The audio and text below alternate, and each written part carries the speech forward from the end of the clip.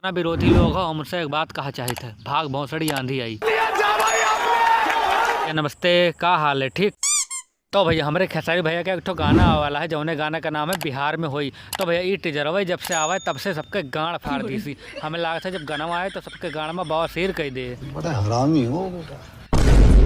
और ये भैया हमारे खेसारी भैया के गाने का टीजर पूरे इंडिया में 2 नंबर पर है, और विश्वास ना हो तो जाए के देख लो। लेकिन विरोधी लोग अपने गाड़ में हाथ लगाई जाए, कहे कि जैसे देखो तैसे तो हर गाड़ फाट जाए। वह जिम्मेदारी हमार नहीं है। भैया जी आप तो ये आओ भैया, खेसारी भैया का ये गाना आज ही बार है, लेकिन आज है हमारे पवन चाचा पेल दिन एक गाना लायक है। तो यही से हमारे खेसारी भैया ये गाना रोक दीनी। अभी गाना आए काल सवेरे, ठीक है। और पवन चाचा का ये गाना का रोस्टिंग वीडियो देखा हो तो हमारे चैनल पर चले जाओ, देख लो। बहुत ज़बरदस्त रोस्टिंग करन है। एक बार जाके देखो तो मज़ा ना आए तो गाली दे के जाओ। और जितना विरोधी लोग हो, हमसे एक बात कहा चाहे थे, भाग भौंसड़ी आंधी आई।